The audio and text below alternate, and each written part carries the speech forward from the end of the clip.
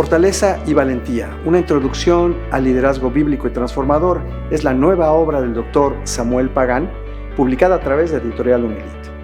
Como sabemos, el Dr. Pagán se formó originalmente como un ingeniero químico, pero halló su vocación en la teología. Él estudió 2 maestrías, una en divinidades y otra en teología, y posteriormente se hizo acreedor al título de doctor en teología hebrea y doctor en sagrada teología en universidades tanto en Norteamérica como en la misma Jerusalén. Él también ha realizado estudios postdoctorales de antropología y lingüística en la Universidad de Texas y de la misma manera estudios de geografía bíblica en Jerusalén. Como sabemos, él es posiblemente una de las mayores autoridades y de las personas más reconocidas en el ámbito de la traducción bíblica y del contenido, impacto y trascendencia de la literatura bíblica específicamente para el mundo contemporáneo. Yo he estado traduciendo la Biblia y escribiendo sobre temas bíblicos los últimos 50 años de mi vida. Y durante ese periodo de tiempo, que ha sido algo extenso, he descubierto temas que son importantes para la iglesia local, personajes, y de pronto en medio de la pandemia descubro y redescubro y disfruto la importancia de liderato efectivos en medio de momentos de crisis.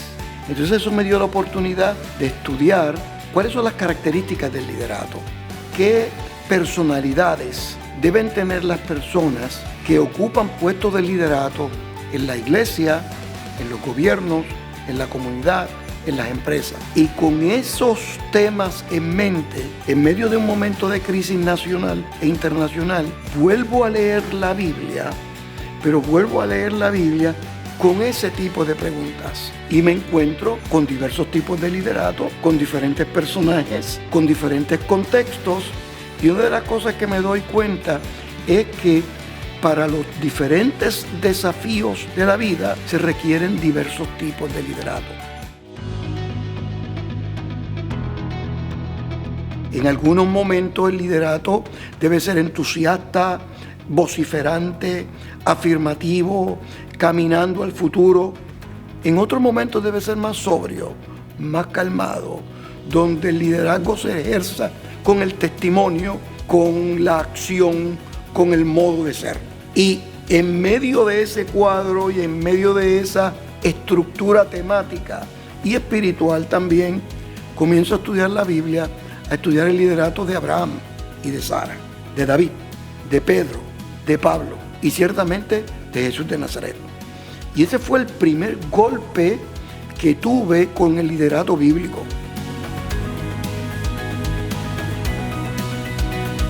Luego, cuando culmino con personajes, empiezo a estudiar el liderazgo, pero ya desde una perspectiva canónica. Cómo el liderato se manifiesta en Génesis, en el Pentateuco, cómo el liderato se manifiesta en la literatura poética, en la literatura profética, en la literatura paulina, en los evangelios y ciertamente en el libro de Apocalipsis. Entonces, ese estudio nos permitió escribir este libro que destaca esos 2 temas de manera especial. La valentía, el rigor, la fuerza, la determinación, pero sobre todo, cómo enfrentar la adversidad con un liderato bíblico en el nombre del Señor en momentos concretos y específicos, como se manifiestan en la Escritura. Entonces yo he tratado de descubrir los valores y las enseñanzas de esos lideratos que tienen implicaciones para la sociedad contemporánea, para la iglesia contemporánea, escúchenlo bien, para las nuevas generaciones.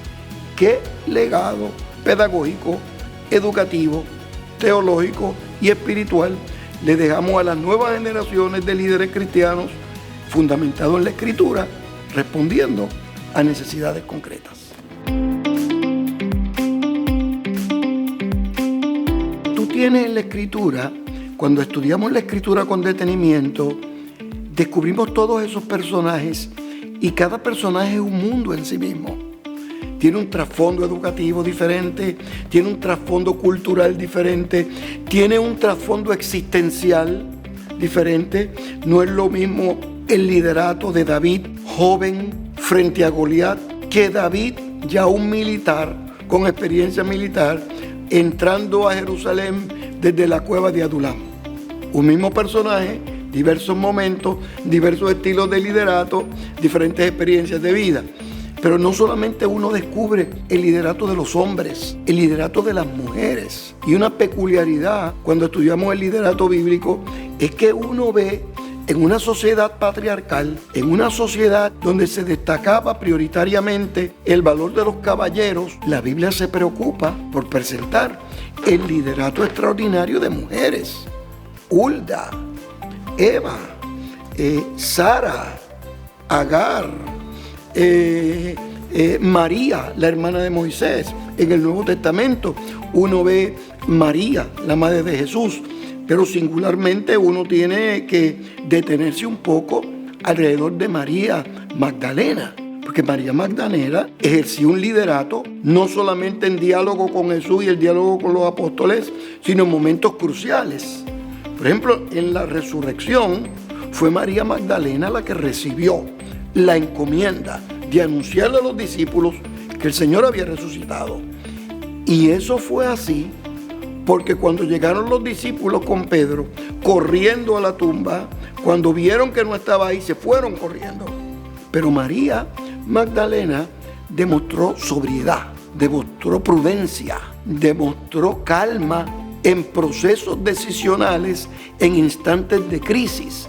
Entonces, uno al estudiar a María Magdalena descubre que esta no fue cualquier líder. Esta fue una líder escogida por Dios en un momento singular de la historia de la cristiandad, porque ese momento tendría implicaciones teológicas y existenciales eternas, tan y tan importantes que todavía el día de hoy estamos hablando de eso.